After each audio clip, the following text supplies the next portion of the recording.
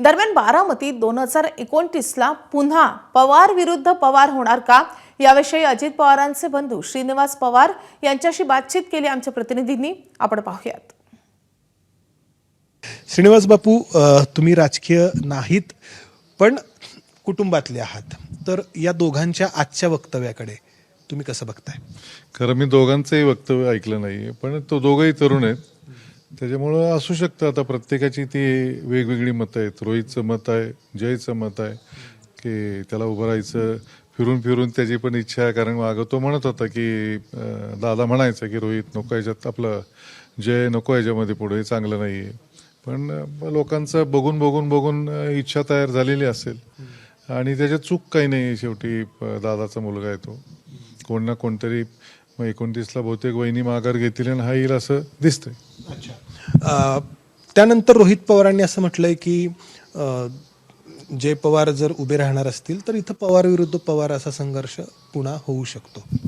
काय तेव्हा आता कुठल्या पक्षाची काय परिस्थिती असेल आणि एकत्र कोण लढणार, कोण कोणाच्या विरुद्ध लढणार, युती होणार नाही होणार, मर्जर होणार नाही होणार, त्यामुळे 3 वर्ष हा खूप मोठा पिरियड आहे. आता त्याच्यावर भाष्य करणं मला योग्य वाटत नाही. रोहित दादा असं म्हणालेत की युगेंद्र पवार देखील जय पवारांच्या विरोधात निवडणूक लढवू शकतात. नाही, तो तेच सांगतो ना. आता तेव्हा पवारसाहेब जे काय पक्ष त्यांचा निर्णय घेईल, कारण युगेंद्र पवार राष्ट्रवादी शरद पवार गटामध्ये आहेत, जय राष्ट्रवादी अजित पवार गटामध्ये आहेत. त्यामुळं दोघंही तसे वेगवेगळ्या गटांमध्ये आहेत. त्यांची एकी व्हायची प्रक्रिया सुरू होती काय, ते जे काही सगळं आपल्या सगळ्यांना माहिती आहे. पण नंतर ते सगळं थांबलेलं दिसतंय आणि आता दोघांची वेगवेगळी कामं सुरू आहेत. त्याच्यामुळं तेव्हा तसं काही होणारच नाही असं नाही आहे. तेव्हा काय होईल ते बघू. तुम्ही युगेंद्र पवारांचे वडील आहात म्हणून मी विचारतोय. नाही, मी वडील आहे पण निर्णय तो घेणार. ही नवीन पिढी आहे, त्या राजकीय निर्णय तो घेणार. वडिलांचा विचार घेईल असं जरुरी नाही आहे नवीन पिढीला. आणि साहेबांनी जर ठरवलं किंवा पक्षातर्फे कोणाला उभं करायचं तर ते फायनल तेच होईल ना. अजितदादा हयात असताना खास करून त्यांच्या शेवटच्या टप्प्यामध्ये विलिनीकरणासाठी खूप ते स्वतः आग्रही होते असं बऱ्याच लोकांनी बोललेलं आहे. तर मग हे विलिनीकरण कुठं थांबलंय? म्हणजे हा राजकीय प्रश्न आहे पण शेवटी तुम्ही कुटुंबातले आहात म्हणून का विलिनीकरण होऊ शकलं नाही?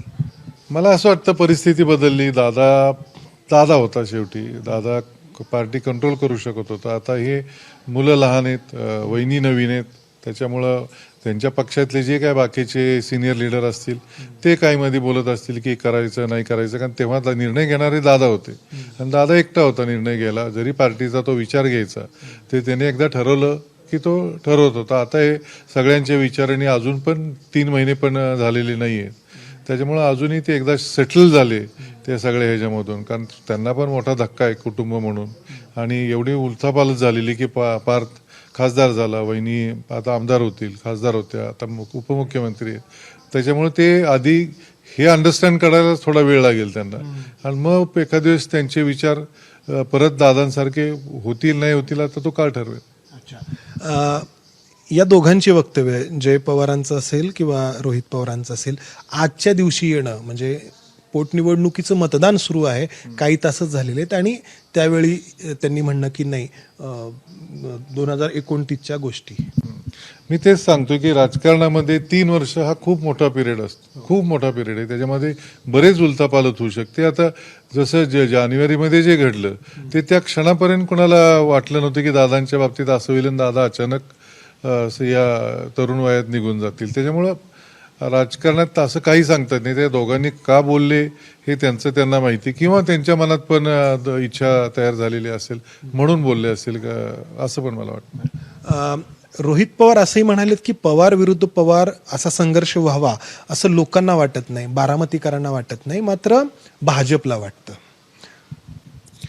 नाही, जर तुम्हाला माहिती आहे की लोकांची इच्छा नाहीये तर समजुतीने घ्यायला हरकत नाही. पवारांनी एकत्र बसून भाजपला दोष देऊन काय उपयोग आहे? तुम्हाला जर कळतंय की कोणीतरी काहीतरी चुकीचं करायला बघतंय आणि तरी पण तुम्ही अशी वक्तव्य करताय आता, हेच चुकीचं आहे. रोहित पवारांनी थोडं समजुतीने घ्यायला हवं होतं. आज वक्तव्य करायची गरज तशी वाटत नाही. हा, म्हणजे दोघांनी आता ह्या क्षणाला बोलायची काही गरज नव्हती, अजून फार लांब आहे. आता आज महत्वाचा दिवस आहे, आपण सगळेजण एकत्र होऊन दादांसाठी हे सगळं करतोय, कोणी विरोधात उभं राहिलेलं नाहीये. तर आता मला वाटतं त्या गोष्टीची गरज नव्हती. हे सगळं जे काही होत असताना आत्ता कुटुंब म्हणून काही संवाद होतोय, कारण आत्ता जर आपण पाहतोय की जय पवार एक बोलतायत आणि लगेच रोहित पवार त्याला प्रत्युत्तर देत आहेत. तर एक पवार कुटुंबाचं एक वैशिष्ट्य होतं की कुटुंब म्हणून जे आहे तर ते राजकारणाच्या पलीकडं एकत्र पाहायला मिळालं होतं. तर संवाद आहे तसा? संवाद आहे ना, पण राजकारण म्हणून काय होतं, आमच्या घरामध्ये फक्त साहेबच निर्णय घ्यायचे पहिल्यापासून. अगदी 60 वर्ष झाली साहेब ठरवली, कारण तो त्यांचं क्षेत्र आहे.